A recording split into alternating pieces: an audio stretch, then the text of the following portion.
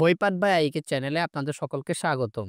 আমরা পড়ছিলাম পিনাকি ভট্টাচার্যের বই ইতিহাসের ধুলোকালি। আজকে তৃতীয় পর্ব। এই ভূখণ্ডে প্রথম সাম্প্রদায়িক দাঙ্গা কোথায় হয়? আমাকে অনেক আগে এক রাজনৈতিক নেতা গলা কাঁপিয়ে বলেছিল, জানেন, আমাদের ময়মনসিংহ এমন প্রগতিশীল এলাকা যে এখানে জীবনও কখনো সাম্প্রদায়িক দাঙ্গা সমস্যা হয়নি। আমি বলেছিলাম, না, জানতাম না, এইমাত্র জানলাম। এরপর পড়তে পড়তে জানলাম এই ভূখণ্ডের সবচেয়ে ভয়াবহ প্রথম সাম্প্রদায়িক দাঙ্গা হয়েছিল 1907 সালে কুমিল্লা আর জামালপুরে। এই দাঙ্গা এত ভয়াবহ ছিল যে ইংল্যান্ডের হাউস অফ কমন্সে এ দাঙ্গা নিয়ে প্রশ্ন ওঠে। কারণ কি ছিল জানেন? খুবই অদ্ভুত। কংগ্রেস কর্মীরা দরিদ্র মুসলমানদের স্বদেশী পণ্য ব্যবহারে বাধ্য করছিল, আর বিদেশি পণ্য মুসলমান ক্ষুদ্র ব্যবসায়ীদের কাছ থেকে জোর করে কেড়ে নিয়ে পুড়িয়ে দিত। সারা দেশেই এই ধরনের ঘটনা ঘটেছিল। পুলিশের নথি থেকে জানা যায় 1905 সালে শুধু নভেম্বর মাসেই বরিশালে বিদেশি পণ্য কেনার অপরাধে স্বদেশী কংগ্রেস কর্মীরা স্থানীয় মুসলমানদের উপর হামলা করে 60 বার। রবীন্দ্রনাথের গড়ে বাইরে উপন্যাসে এই ধরনের ঘটনার উল্লেখ আছে। এই উপমহাদেশের সাম্প্রদায়িক সমস্যার জন্য হিন্দু ইতিহাসবিদদের তরফ থেকে একতরফা মুসলমানদের দায়ী করা হয়। তাদের বাপখানা এমন যে, আমরা তোমাদের পিটাইব, তোমরা ব্যথা পাইবা কেন? আওয়ামী লীগের সেই নেতা জীবিত নেই, তাই তাকে এতে জানাতে পারলাম না। ভারতে মুসলমান নিপীড়ন বনাম বাংলাদেশে হিন্দু নিপীড়ন। ভারতে মুসলমান নিপীড়ন হলেও ভারতের মুসলমানরা পাকিস্তানে যায় না, কিন্তু বাংলাদেশে হিন্দু নিপীড়ন হলে হিন্দুরা দলে দলে ভারতে যায়। কেন যায়? এই প্রসঙ্গে আমাদের সেকুলারদের বয়ান হচ্ছে ভারতে আধুনিক ও প্রগতিশীল মানুষের শক্তিশালী অবস্থান আছে, তাই। খুব মজার বিষয়, হাসবো না কাঁদবো বুঝতে পারতেছি না।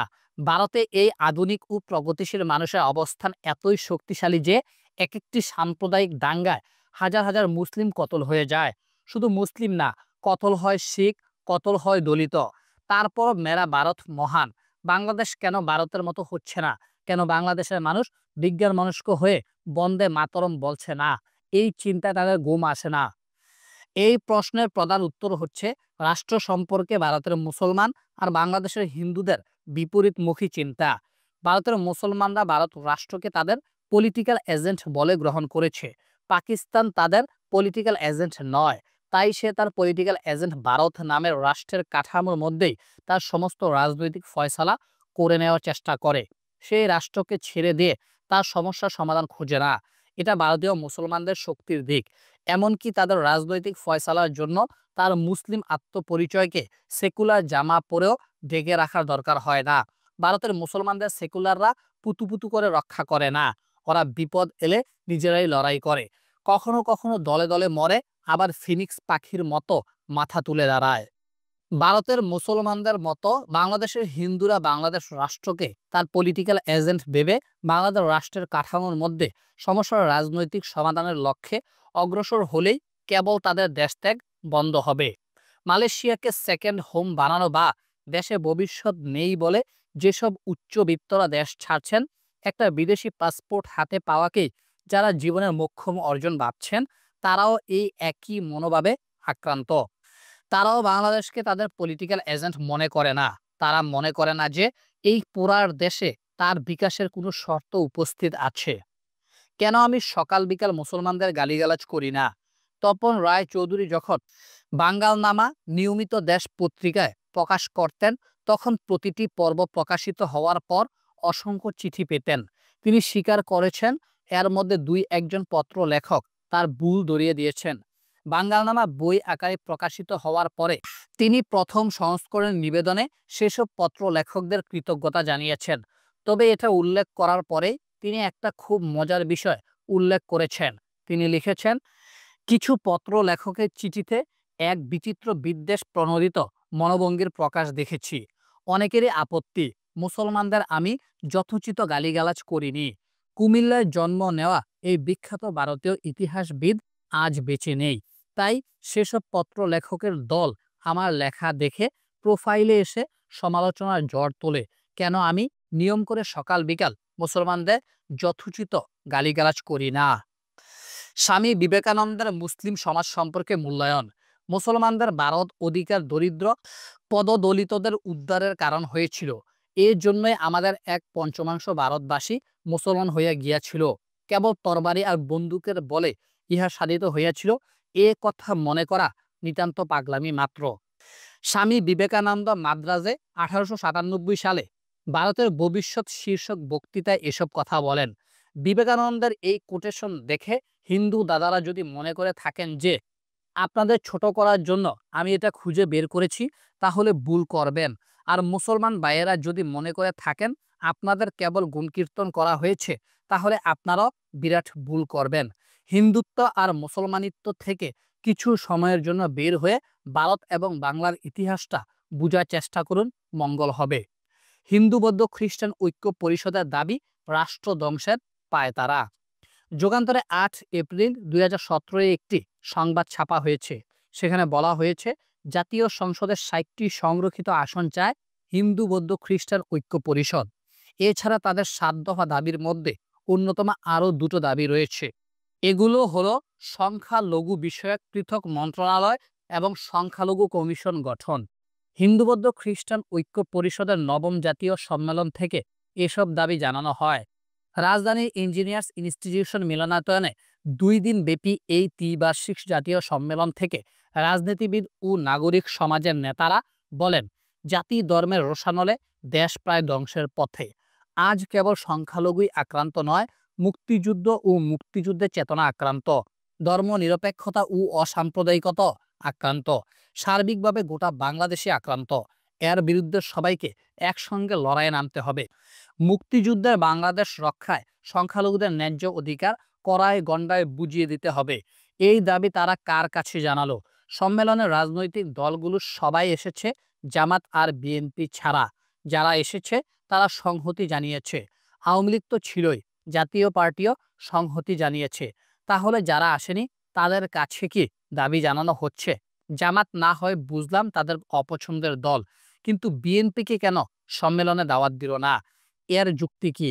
যুক্তি একটাই হতে পারে, এই হিন্দু বৌদ্ধ খ্রিস্টান ঐক্য পরিষদ গড়াই হয়েছে দল হিসেবে বিএনপিকে শিক্ষা দেওয়ার জন্য, আর তো কোনো যুক্তি নেই। তাদের দাবি নিয়ে তারা বলছে হিন্দু নেতা নির্বাচন করবে হিন্দুরাই, এবং হিন্দুরা মুসলমান নেতাকে নির্বাচিত করবে না। এর চেয়ে সাম্প্রদায়িক বিভেদাত্মক কোনো দাবি হতে পারে? সম্প্রদায়ের আলাদা আলাদা নির্বাচন তো রিপাবলিকান রাষ্ট্রের ধারণার সম্পূর্ণ বিপরীত। এতে তো বাংলাদেশ নামের রাষ্ট্রই থাকে না। আর তারা বলে মুক্তিযুদ্ধের বাংলাদেশ রক্ষায় সংখ্যালঘুদের ন্যায্য অধিকার কড়ায় গণ্ডায় বুঝিয়ে দিতে হবে। এটা তো বাংলাদেশ নামের রাষ্ট্রের 12টা বাজানোর তরিকা। এই দাবি তো এটাই বলে হিন্দু আর মুসলমান একসঙ্গে এক রাষ্ট্রে থাকতে পারে না। এই সর্বনাশা দাবি যেখানে তোলা হয় সেখানে আমাদের বাম সেকুলাররা সবাই যায়, আর সেই সম্মেলন উদ্বোধন করেন আমাদের সো কল্ড বুদ্ধিজীবী রেহমান সোবাহান। হিন্দু মুসলিম সমস্যা নিয়ে কে কথা বলবে? অনেকেই আমাকে প্রশ্ন করেন আমি হিন্দু মুসলিম সমস্যা নিয়ে কেন লিখি? আমি কি হিন্দু বা মুসলিম সম্প্রদায়ের কোনো পর্যায়ের নেতা? আমার কোনো সম্প্রদায়ের নেতা হওয়ার খায়েশ নেই। আমি রাজনীতিকে ধর্মীয় সম্প্রদায়ের ভিত্তিতে ভাগ করি না, ভাগ করতে চাই না, এবং করা ঠিকও মনে করি না। ফলে হিন্দু ইস্যুতে কথা বলার অধিকার কেবল হিন্দু নেতারই, আর মুসলমানদের বিষয় কেবল মুসলমান নেতারই হতে হবে, এই ভাগ করাকে আমি বিপজ্জনক মনে করি। আমি সাম্প্রদায়িক মানুষ নই। কোনো সম্প্রদায়ের এমন নিজস্ব সংগঠন থাকাই সাম্প্রদায়িক। সেটা যদি নিপীড়িত সম্প্রদায়ের হয় তাও সেটা সাম্প্রদায়িক। দেশের নাগরিক হিসেবে আমার চিন্তা ব্যক্ত করার পূর্ণ অধিকার রয়েছে। আর হিন্দু মুসলিমের বিভেদাত্মক অবস্থা যদি দেশের সামগ্রিক অবস্থাকে আরও সংকটে ফেলে, আর কেউ সেটা নিয়ে কোনো কথা বলতে চাইলে তাকে চুপ করতে থাকতে বলাটা দুরভিসন্ধিমূলক। বাংলাদেশে হিন্দু সম্প্রদায় এক জটিল সময় অতিক্রম করছে। তাদের উপর সহিংসতা বেড়েছে আগের চেয়ে অনেক বেশি, তাতে সন্দেহ নেই। এখন এই সমস্যার সমাধান কি? হিন্দুরা নিপীড়িত হিসেবে তাদের সংগঠন করেছে, এবং তারা হিন্দু পরিচয়ের মধ্য থেকেই এই সমস্যার সমাধান খুঁজছে। কারণ তারা মনে করছে হিন্দুদের যে কোনো সমস্যায় হিন্দুরাই পাশে দাঁড়াতে পারে। এই অনুমান সেক্টোরিয়ান অর্থে সাম্প্রদায়িক ও বিভেদাত্মক এবং সর্বাংশে ভুল। এই কারণেই তারা বিভেদাত্মক একটি সংগঠন দিয়ে তাদের উপর চলা বিভেদাত্মক নিপীড়নের কোনো সমাধান করতে পারছে না বা খুঁজে পাচ্ছে না। তাই তাদের 7 দফা দাবির প্রথম দাবি হয়ে ওঠে সাম্প্রদায়িক। তারা দাবি করেছে সংখ্যালঘুদের জন্য সংসদের 60টি আসন সংরক্ষণ করা এবং প্রশাসনিক কাঠামোর প্রতিটি স্তরে 20% সংখ্যালঘু ও আদিবাসীদের পদায়ন। এই কথার অর্থ হলো তারা বাংলাদেশকে একটা একক রাষ্ট্র হিসেবে রেখে নাগরিক হিসেবে সমাধান চায় না। নাগরিক পরিচয় ভেঙে সাম্প্রদায়িকতার ভিত্তিতে হিন্দুদের জন্য রাষ্ট্রকে টুকরো টুকরো করে আলাদা হিস্সা চায়। ধর্ম পরিচয় ছাড়াও সমাজে অসংখ্য বিভেদ থাকে। এই বিভেদের উপরে উঠে আমরা এক পলিটিক্যাল কমিউনিটি তৈরি করি, যেটাকে রাষ্ট্র বলে। হিন্দু বা মুসলমানদের রাষ্ট্র চিন্তায় যদি রাজনৈতিক বিভেদগুলি প্রদান করে তোলা হয়, নিরসনে কোনো কার্যকর ব্যবস্থা নেওয়ার উপায় না থাকে, প্রস্তাব না থাকে, তাহলে ধরে নিতে হবে রাষ্ট্র গঠনের গোড়ায় কোনো গলদ আছে। ফলে নতুন রাষ্ট্র সেখানে সম্ভব নয়। এমন কোনো রাষ্ট্র সেটা আগেই হয়ে থাকলে টিকবে না, তা আগেই বলা যায়। রাষ্ট্র গঠন মানে রাজনৈতিক সমাজ তৈরি, যেই রাজনৈতিক সমাজে সকল নাগরিক তার সাম্প্রদায়িক পরিচয় নয়, নাগরিক পরিচয়ে অংশ নেবে। সেই রাজনৈতিক সমাজ বা পলিটিক্যাল কমিউনিটি বা রাষ্ট্র গঠনের কাজই আমাদের আশু কর্তব্য। হিন্দু সম্প্রদায়কেও এই পলিটিক্যাল কমিউনিটি গড়ার কাজে অন্য সকলের সঙ্গে মিলে অংশগ্রহণ করতে হবে। পলিটিক্যাল কমিউনিটি বিষয়টা রাজনৈতিক ও সামাজিক গভীরতা বুঝে কাজ করতে হবে। সর্বোপরি তার নাগরিক পরিচয়কে মুখ্য করতে হবে বা ঊর্ধ্বে তুলে ধরতে হবে। আমরা হিন্দু, আমাদের উপর মুসলমানরা অবিচার করছে, এমন ভাষায় অভিযোগ কেউ করতেই পারে। কিন্তু আমি হিন্দু হিসেবে এর সমাধান হিন্দু কায়দায় চাই, হিন্দুদের আলোচনাটা কোটায় চাই, এভাবে আমরা বলতে পারি না। এভাবে বললে তখন সেই নালিশ সাম্প্রদায়িক বা বিভেদমূলক নালিশ হবে এবং প্রত্যাশিত সমাধান হবে সাম্প্রদায়িক সমাধান। এর উদ্দেশ্য যাই হোক, পরিণাম ভালো হয় না, কারণ এই দ্বারা নালিশের মানসিকতাটাই বিভেদাত্মক। অথচ বাস্তবে হিন্দু সম্প্রদায়ের সকল নালিশ ও অভিযোগ এই অবস্থানের উপর দাঁড়িয়ে। এই অবস্থান কোনো সমাধান দিতে পারবে না, এমনকি পারছেও না। অবাক বিষয় হচ্ছে, নিজেদের সমস্যার সাম্প্রদায়িক সমাধান চাইলেও তারা চায় একটা অসাম্প্রদায়িক বাংলাদেশ। সাম্প্রদায়িক সমাধান দিয়ে অসাম্প্রদায়িক বাংলাদেশ কিভাবে সম্ভব হতে পারে তা বোধগম্য নয়। হিন্দু সম্প্রদায়কে বলতে হবে, আমি এই দেশের নাগরিক এবং আমরা এমন একটা রাষ্ট্র গড়ে তুলতে চাই যেই রাষ্ট্রে বিভেদাত্মক আচরণের শিকার হওয়ার কোনো সুযোগ থাকবে না। বাংলাদেশের হিন্দু সম্প্রদায় কি এই জরুরি কাজ করতে রাজি আছে? বিচার মানি তালগাছ আমার। হিন্দু বৌদ্ধ খ্রিস্টান ঐক্য পরিষদ মনে করে বাংলাদেশের রাষ্ট্রধর্ম ইসলাম হওয়ার কারণে তারা দ্বিতীয় শ্রেণীর নাগরিক হয়ে আছেন। যদিও কোনোদিন তারা স্পষ্ট করে বলেননি রাষ্ট্রধর্ম ইসলাম হওয়ার কারণে রাষ্ট্রের চরিত্রে কি কি পরিবর্তন সাধিত হয়েছে। আমি তাদের কনসার্ন আমলে নেওয়ার পক্ষে। তারা বলেন ৭২-এর সংবিধান অবিকৃতভাবে পুনর্বহাল করতে হবে, যেই সংবিধানের ভিত্তি বাঙালি জাতীয়তাবাদ। সেই সংবিধান যে ক্ষুদ্র জাতিসত্তার সকলকে এক খোঁচায় দ্বিতীয় শ্রেণীর নাগরিক বানিয়ে দেয়, সেটা তাদের নজরে আসে না। বাঙালি জাতীয়তাবাদ কিন্তু রাষ্ট্রের ভিত্তি, নিছক পোশাকি রাষ্ট্রধর্ম ঘোষণা নয়, যেই রাষ্ট্রধর্ম ইংল্যান্ডেও আছে। তাদের ভাবখানা এমন, আমার হিস্সা ঠিক থাকলেই সহি। বখতিয়ার ও নালন্দা। বখতিয়ার খিলজি এবং নালন্দা ধ্বংস এক। বখতিয়ার খিলজি নালন্দা ধ্বংস করেছিলেন, কোনো সন্দেহ নেই। ঘটনা ঘটেছিল ভুল করে। বিহার ধ্বংস করার পর বখতিয়ার জানতে পারেন এটা দুর্গ নয়, বিদ্যাপীঠ। কিন্তু সর্বনাশ যা হওয়ার আগেই হয়ে গেছে। নালন্দা ধ্বংস বৌদ্ধ ধর্মের উপর বিদ্বেষ প্রসূত করা হয়নি। সেটা হলে অধিকৃত অঞ্চলে অন্য বিহারগুলো ধ্বংস হতো, আর বৌদ্ধরাও দলে দলে মুসলমান হতো না। মুন্ডিত মস্তক বৌদ্ধ শ্রমণরা যখন মুসলমান হয়েছে, তখনই এসব নেড়ে মাথার মুসলমানদের দেখে নেড়ে গালিটির উদ্ভব হয়েছে। যে বিষয়টি কখনো আলোতে আসে না, সেটা হচ্ছে বৌদ্ধদের দেশ ছাড়া করেছে কারা। কারা বৌদ্ধদের শুধু বৌদ্ধ হওয়ার কারণে নির্মম অত্যাচার আর গণহত্যা চালিয়েছে। ইতিহাস সাক্ষী, রাজা শশাঙ্ক আর সেন রাজারা এ দুষ্কর্ম করেছে। রাজা শশাঙ্ক তো বোধি বৃক্ষ উপরে ফেলে আগুনে পুড়িয়ে দিয়েছিলেন। বোধি বৃক্ষ হলো সেই বৃক্ষ যার নিচে ধ্যান করে গৌতম বুদ্ধ বোধিপ্রাপ্ত হয়েছিলেন। শশাঙ্ক প্যাগোডা ধ্বংস করে মন্দির বানিয়েছিল। শশাঙ্কের বৌদ্ধ বিদ্বেষের ঘটনা হিউ এন সাং লিপিবদ্ধ করে গেছেন। বখতিয়ারের নামটা যদি আর্য হতো, তাহলে নালন্দার কাহিনী কবেই আমাদের প্রগতিশীলরা বুলিয়ে দিতেন, যেভাবে বুলিয়ে দেওয়া হয়েছে বাংলা থেকে বৌদ্ধ বিতাড়নের নির্মম ইতিহাস। বখতিয়ার খিলজি এবং নালন্দা ধ্বংস 2। বখতিয়ার খিলজি ভুল করে নালন্দা ধ্বংস করেছিলেন, এটা বলায় অনেকের গায়ে ফুসকা পড়েছে। ফুসকা পড়ার অবশ্য আরও কারণ আছে, কেননা আমি বৌদ্ধ নিগ্রহ এবং তাদের দেশান্তরী করার জন্য রাজা শশাঙ্ক ও সেন রাজাদের অভিযুক্ত করেছি। আসলে নালন্দা ধ্বংস হয় সর্বমোট 3বার। এর মধ্যে প্রথমবার করে মধ্য এশিয়ার যুদ্ধবাজ হানরা, দ্বিতীয়বার স্বয়ং রাজা শশাঙ্ক এবং শেষবার বখতিয়ার খিলজি।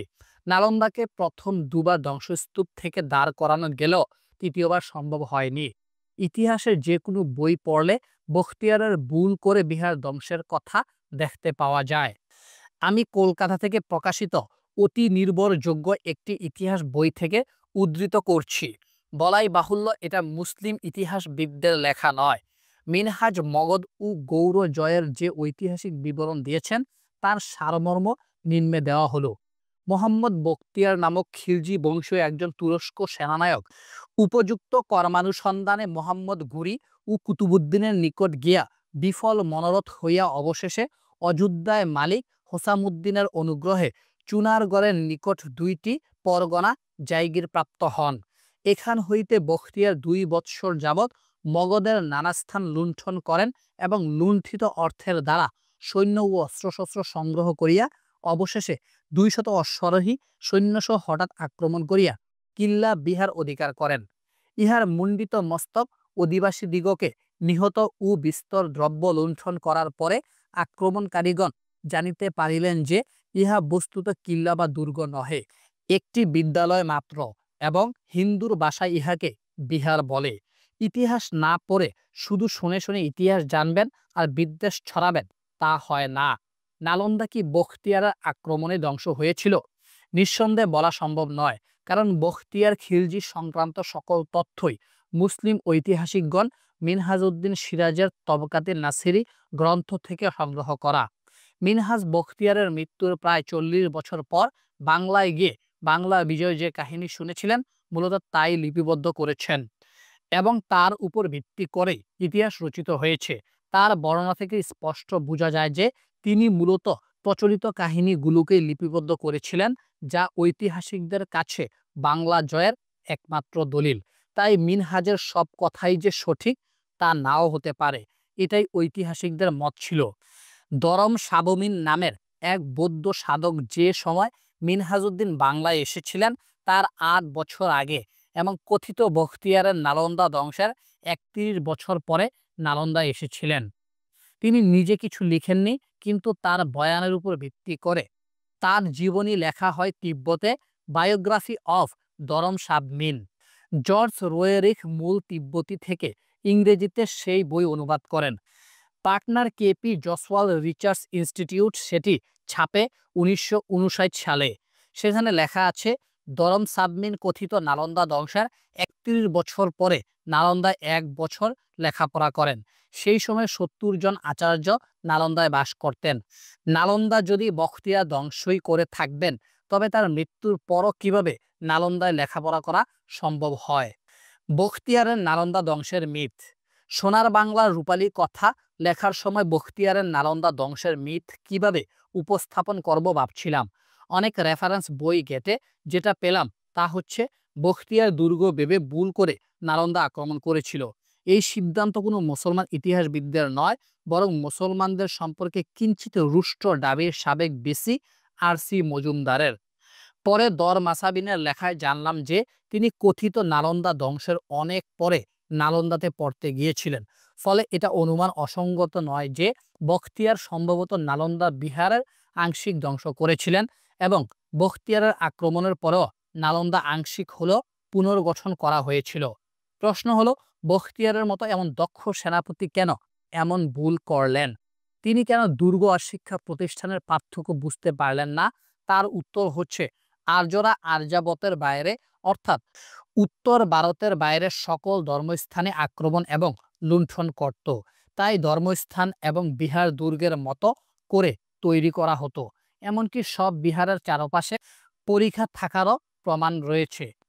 কহলনের রাজত্ব রঙ্গিনীতে হিন্দু রাজাদের মন্দির ধ্বংসের ইতিহাস রচিত আছে। তাই বিহারকে দুর্গ ভেবে ভুল করাটা বহিরাগত বখতিয়ারের জন্য অসঙ্গত নয়। আরেকটি প্রশ্ন হলো, এই নালন্দা ধ্বংস নিয়ে সেকুলারদের কেঁদে বুক বাসায়, কিন্তু আমাদের পাহাড়পুর যেটা ছিল সোমপুর বিহার আর ময়নামতি যেটা ছিল শালবন বিহার, সেগুলো কে ধ্বংস করেছিল? ময়নামতি ধ্বংস হয় ব্রাহ্মণদের হাতে, আর সোমপুর বিহার ও পাহাড়পুর ধ্বংস হয় পরম বিষ্ণু ভক্ত হিন্দু রাজা জাত বর্মার হাতে। ব্রাহ্মণ আর জাত বর্মারা কিন্তু ভুল করে বিহার ধ্বংস করেননি, জেনে শুনেই করেছিলেন।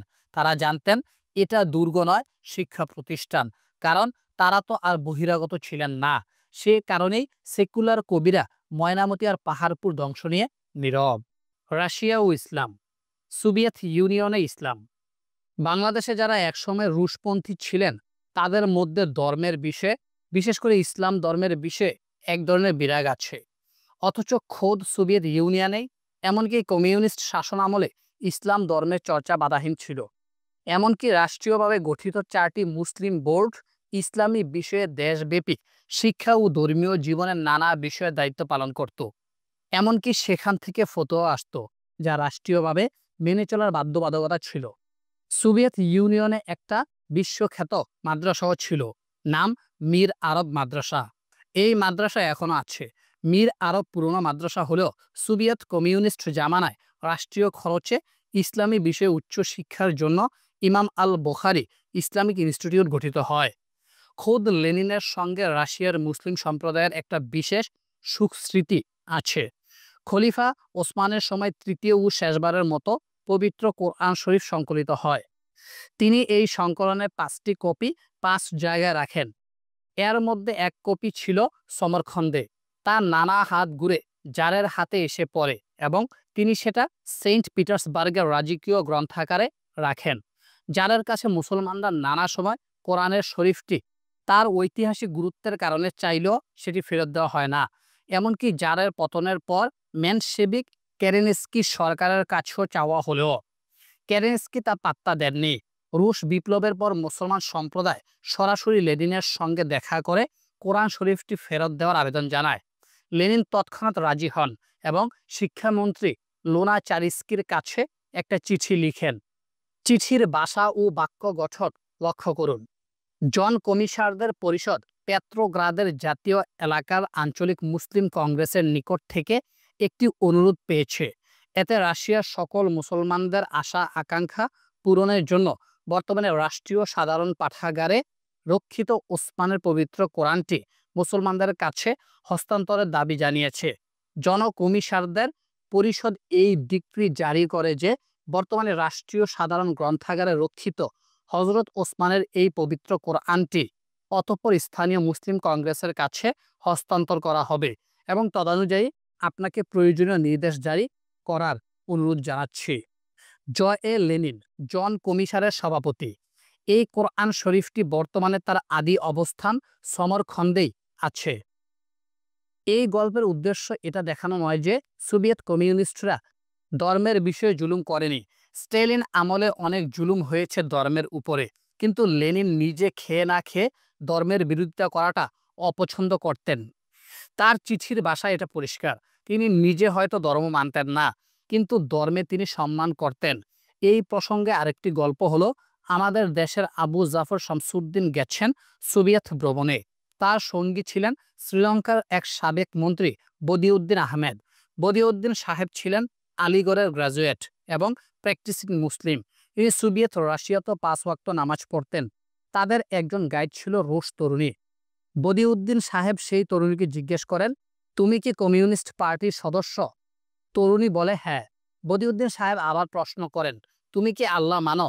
তরুণী একটুও না চমকে উত্তর দেয় হ্যাঁ। সোভিয়েত কমিউনিস্ট পার্টির সদস্য মানে নাস্তিক বা নাস্তিক না হলে পার্টির সদস্য হওয়া যাবে না, এটা সর্বাংশে সত্য নয়।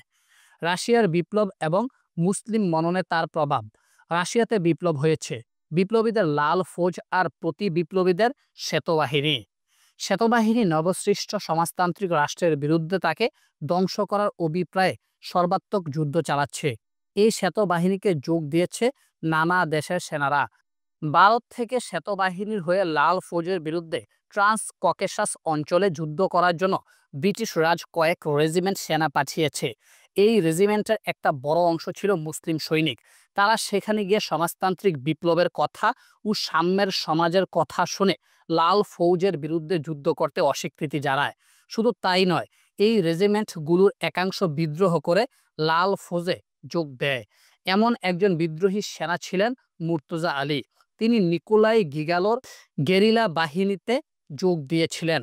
এই বীর যোদ্ধা শ্বেতবাহিনীর জন্য ছিলেন খুবই ভয়ঙ্কর। তার নামে শ্বেতবাহিনীর মনে ত্রাসের সঞ্চার হতো। অসংখ্য সফল গেরিলা অপারেশনের পর একটা গেরিলা অপারেশন সময় তিনি রণক্ষেত্রে শহীদ হয়। নিকোলাই গিগালোর বোন বেরা গিগালো ককেশাস যুদ্ধে মুর্তজা আলীর গেরিলা দলে ছিলেন। তিনি লিখেছেন, আজকাল সোভিয়েত ও ভারতীয় জনগণের ভ্রাতৃত্ব সম্বন্ধে আমি যখন মর্মস্পর্শী অনেক কথা পড়ি, তখন আমার চিন্তার জগতে জাগরুক হয়ে ওঠে সেই নম্র, সাহসী ও আন্তর্জাতিকবাদী যোদ্ধাদের কথা।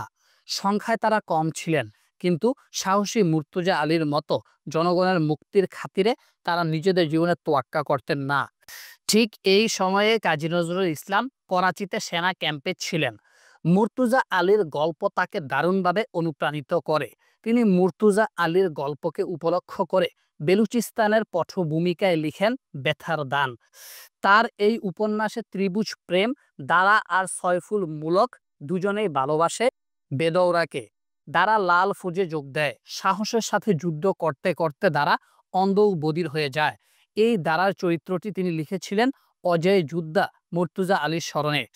যেই সাম্যের আদর্শের প্রতি এই অঞ্চলের মুসলমানরা স্বাভাবিকভাবে আকৃষ্ট হতো, সেই ধর্ম সম্প্রদায় কেন সমাজতন্ত্রের ধারণাকে প্রতিপক্ষভাবে সেই শ্লোক সন্ধানের দায় এই যুগের বামপন্থীদের।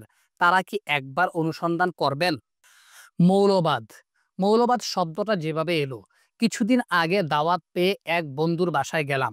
তখন সারা দেশের হট টপিক ছিল কাসেম বিন আবু বাকার। তখন সেই বন্ধুর বাসায় আলাপ চলছিল কাসেম সাহেবকে নিয়ে।